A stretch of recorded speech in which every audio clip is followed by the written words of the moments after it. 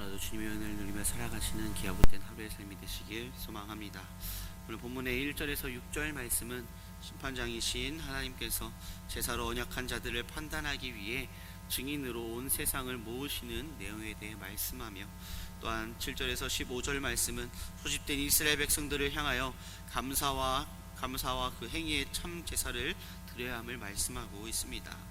이어서 21절까지 말씀은 입술로는 하나님의 율법에 대해 말하면서도 실생활에서는 각종 죄악을 일삼는 자들의 위선적인 행위에 대해 책망하며 심판을 경고하는 말씀이며, 22절에서 23절 말씀은 하나님을 잊어버린 자들을 향하여 엄중한 경고와 또 참된 제사를 드려야 함을 말씀하고 있습니다. 먼저 1절 말씀을 보면, 전능하신 이 여호와 하나님께서 말씀하사 해돋는 데서부터 지는 데까지 세상을 부르셨도다 라고 말씀합니다. 세상을 부르셨는데 누가 부르셨을까요? 전능하신 이 여호와 하나님께서 라고 말씀하고 있습니다. 전능하신 자, 즉 여호와, 또한 하나님께서, 즉 세 번의 이야기를 통해서, 이름을 통해서 말씀하고 있습니다. 전능하신 자, 이 엘이라는 단어는 신들 중에 가장 높으신 신이라는 뜻으로 전능하신 하나님을, 능력과 위엄을 강조하며, 또한 하나님 즉 엘로힘은 천지 만물을 창조하신 분으로 절대 주권을 가지고 계신 분임을 나타내고 있습니다. 또 오늘 본문을 통해서 바라볼 때 하나님의 피조물의 심판자의 자격과 그 능력을 나타내는 단어입니다. 마지막으로 여호와는 이스라엘을 부르시고 언약을 맺으신 그 하나님을 강조하고 있습니다. 하나님의 이 여러 호칭들을 사용함을 통해서 전능하신 창조주로서 하나님이 가지신 공의로운 재판장의 모습과 백성을 택하시고 보호하시는 자비로우신 하나님의 모습을 보여주고 있습니다. 또한 말씀하사와 부르셨다라며 이 표현을 병행하며 이루며 말씀하고 있는 것을 보게 됩니다. 특히나 이 부르셨도다에 해당하는 이 단어 와이크라는 카라라는 단어의 원형을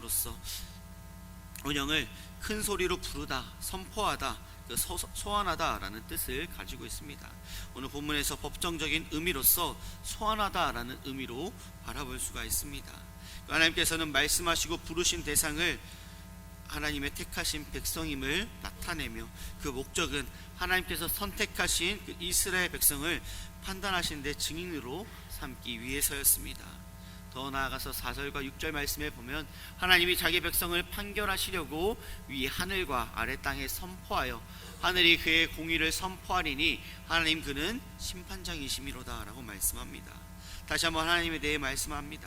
이것은 하나님께서 온 세상을 공의로 심판하실 수 있는 유일한 재판장이시다 라고 말씀하고 있는 것입니다. 더 나아가 하나님께서 온 세상을 다스리시는 우주적 통치자라는 말씀이기도 합니다. 이 세상에서 재판장은 너무너무 많이 있지만 온 세상을 공의롭게 판단하시고 심판하실 분은 오직 온 우주의 통치자이신 하나님밖에 없습니다. 이 땅을 지으셨고 또한 다스리고 계신다라는 사실입니다. 우리 이 사실을 기억하며 나아갈 때 공의로운 재판장이신 하나님을 따르는, 하나님께로 나아가는 우리의 믿음의 삶이 되어야 합니다. 그렇기에 우리는 예배의 자리로 나아가야 합니다.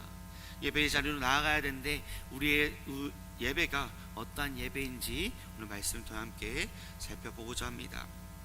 8절 말씀에 보면, 나는 내 재물 때문에 너를 책망하지는 아니하리니 내 번제가 항상 내 앞에 있음이로다 라고 말씀합니다. 이 말씀은 이스라엘 백성들이 하나님께 재물로 소홀함이 없었음을 말씀합니다. 하지만 이스라엘 백성들은 잘못이 있다라고 말씀합니다. 나는 내 재물 때문에 너를 책망하지는 아니하리니 라는 말씀을 통해서 하나님의 그 이스라엘 백성들이 어떠한 잘못으로 나아갔을까요? 바로 형식주의적인 그런 예배로 나아갔음을 바라보게 됩니다. 이스라엘 백성들의 제사는 부지런히 드리면서도 하나님께 중심을 드리지 않는 데 있었다라는 것을 오늘 말씀을 통해 확인하게 됩니다. 하나님이 이스라엘 백성들에게 제사를 명하신 이유는 무엇일까요? 그들을 만민 중에 택하셔서 백성으로 삼아주시고 은혜를 베푸신 데에 대해서 그들로 하여금 감사하기 위한 것이었습니다. 하나님이 원하시는 것은 감사이지 제물 자체가 아니었음을 우리는 기억해야 합니다. 다만 하나님은 그러한 감사라는 내용을 제사라는 그러한 형식을 빌어 하나님께 표하기를 원하셨던 것이었습니다. 그런데 이스라엘 백성들은 하나님께 제사는 부지런히 드렸지만 그 제사의 진정한 감사는 담지 않았음을 말씀합니다. 그들은 중심을 빼고 형식만 하나님께 드리는 그러한 모습이었습니다. 알맹이는 빼고 포장만 그럴싸하게 해서 하나님 앞에 드리는 이스라엘 백성들의 모습이 우리의 모습이 아닌지 돌아보아야 합니다. 물론 형식은 내용을 담는 그릇입니다. 그렇게 형식 또한 중요하지만 아무리 값진 것도 형편없는 그릇에 담으면 그 가치가 떨어져 보이는 것과 같이 같은 것이라도 좋은 그릇에 담는 것이 좋습니다. 하지만 오늘날에 상품을 만들 때 그 디자인이나 포장도 매우 중요하게 생각하지만 그 안에 내용물도 더 중요하다라는 사실입니다. 요즘에 질소 과자라고도 표현을 합니다. 안에 내용은 너무나도 적게 들어있는데 질소만 꽉 차 있는 그러한 과자를 통틀어서 질소 과자라고 말합니다. 우리의 예배가 질소 예배가 아닌지 우리의 삶의 예배 또한 우리의 예배 생활을 돌아보아야 한다라는 것입니다. 우리가 겉모양만 그럴싸한 그러한 예배가 아니라 우리의 마음의 중심을 바라보시는 사람은 외모를 보거니와 나 여호와는 중심을 보시느니라 라는 하나님의 말씀과 같이 우리의 마음의 중심은 어떠한 마음으로 예배에 나아갔을까요? 우리의 삶을 돌아보면서 하나님은 형식을 보지 않는다는 말씀이 아니라 그 가치를 형식이 아닌 중심에 두신다라는 그 하나님의 말씀을 통해서 우리의 마음의 중심을 주님께로 두며 나아가는 그런 예배의 자리로 나아가는 그런 예배가 회복되는 우리의 믿음의 삶의 예배가 되시길 소망합니다. 하나님의 향한 중심의 제사는 죽은 제사와 같다라고 말씀합니다. 오늘날의 예배도 마찬가지입니다.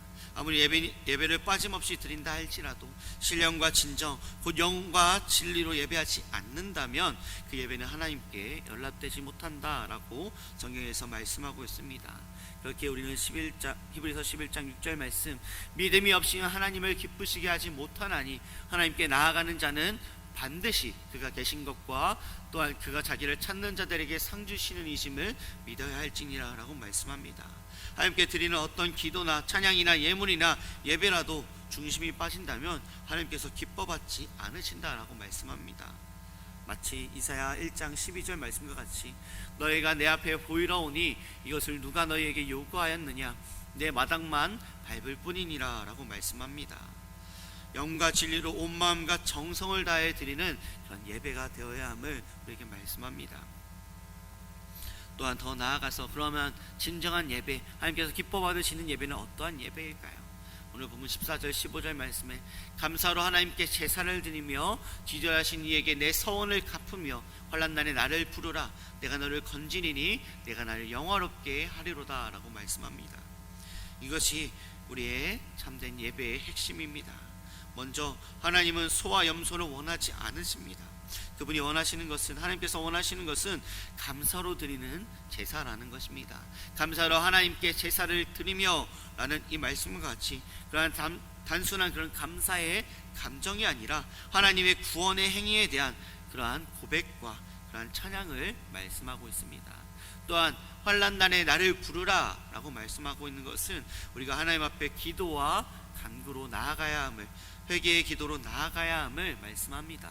덧붙여서 히브리서 4장 16절 말씀 그러므로 우리는 긍휼하심을 받고 때를 따라 돕는 은혜를 얻기 위하여 은혜의 보좌 앞에 담대히 나아갈 것이니라 라고 말씀합니다. 우리가 환난 중에 기도할 수 있는 것은 그 환난 가운데 구원해 주실 그 하나님의 은혜를 믿는 그 믿음 안에 담대히 기도할 수 있는 것입니다. 그렇게 우리는 주님 앞에 감사와 그러한 기도로 나아가야 함을 말씀합니다. 감사의 제사를 드리기 위해서는 먼저 우리 하나님 앞에 하나님께서 우리에게 무엇을 주셨는지 무슨 은혜를 베풀어 주셨는지 바라보아야 합니다. 우리가 주님 앞에 감사와 기도로 신령과 진정으로 온전히 예배할 수 있는 것 중에 하나는 모든 것 중에 하나는 바로 감사의 제사를 드리는 그 대상이 누구인가라는 것입니다. 바로 전능하신 하나님이십니다. 우리의 삶을 주관하여 주시고 온 우주 만물을 다스리시는 분이 바로 하나님이십니다. 그런 하나님께 온전히 예배하며 나아가는 우리의 삶이 되어야 합니다. 그런데 우리의 삶은 어떠한가요? 감사와 기쁨보다는 불평과 불만이 넘쳐나고 있음을 돌아보게 됩니다. 하지만 우리의 예배가 온전히 회복되기 위해서는 바로 그리스도를 통하여서 회복될 수 있다라는 사실입니다. 그리스도의 십자가를 바라볼 때 우리는 진정한 감사를 드릴 수가 있습니다. 그리스도의 부활을 바라볼 때 우리는 진정한 기쁨으로 예배할 수가 있습니다. 그리스도가 우리를 위해 중보하고 계심을 바라보며 나아갈 때 우리는 담대히 기도할 수 있습니다. 우리 예수 그리스도를 통하여서 감사와 기도로 나아갈 수 있음을 돌아보게 됩니다. 그렇게 우리의 예배가 어떠한 예배가 되어야 할까요? 감사와 또한 부활의 기쁨을 누리며 또한 예수 그리스도의 그 중보하고 계심을 통해서 온전히 담대히 기도하며 나아가는 우리의 예배가 되어야 합니다. 또한 더 나아가서 우리의 예배는 어떠한 예배가 되어야 하는가? 더 나아가 우리의 삶의 예배는 어떠해야 할까요? 우리 하루의 삶은 어떠한 그런 예배 가운데, 어떠한 삶 가운데 살아가고 계신가요? 불평과 불만인가요? 없음에, 부족함에, 하나님 앞에 불평과 불만으로 나가는 그러한 삶으로 살아가고 있지는 않으신가요? 우리의 삶의 예배가 예수 그리스도를 통한 기쁨과 예수 그리스도를 통한 감사와 예수 그리스도를 통한 기도로서 담대히 나아가는 우리의 삶이 되어야 합니다. 하나님께서는 우리를 계속해서 부르시고 계십니다. 예배의 자리로, 우리의 삶의 예배의 자리로 계속해서 부르시고 계십니다. 그러한 예배의 자리 가운데 우리의 삶은 어떠한가요? 온전히 예수 그리스도를 통한 온전히 기쁨과 감사와 또한 담대한 기도로 나아가는 우리의 삶이 되시길 소망합니다. 말씀을 정리하고자 합니다. 우리는 신령과 진정으로 예배해야 합니다. 신령과 진정으로 예배하기 위해서는 감사와 회개의 자리로 나아가는 것입니다. 감사와 회개의 자리로 나아간다라는 것은 예수 그리스도를 통해 나아간다라는 것입니다. 예수 그리스도의 십자가를 바라볼 때, 예수 그리스도를 부활을 바라볼 때, 예수 그리스도의 중보하심을 바라볼 때에 우리는 감사와 기쁨과 회개로 나아갈 수가 있습니다. 예수 그리스도를 통한 믿음의 예배가 회복되는, 예수 그리스도를 통한 믿음의 예배로 나아가는 기하복된 하루의 삶이 되시길 소망합니다. 기도하시겠습니다. 사랑과 은혜가 충만하신 아버지 하나님, 신령과 진정으로 감사와 회개의 자리로 나아가는 우리의 삶이 되게 하시고 예수 그리스도의 십자가를 통하여서 감사로 나아가는, 예수 그리스도의 부활로 기쁨으로 나아가는, 예수 그리스도의 중보하심으로 회개하며 나아가는 우리의 삶이 되게 하여 주시옵소서. 온전히 우리의 삶을 주관하시고 함께 하시고 인도할 점 있사옵고 바라오며 자임하신 예수님의 이름으로 기도드립니다.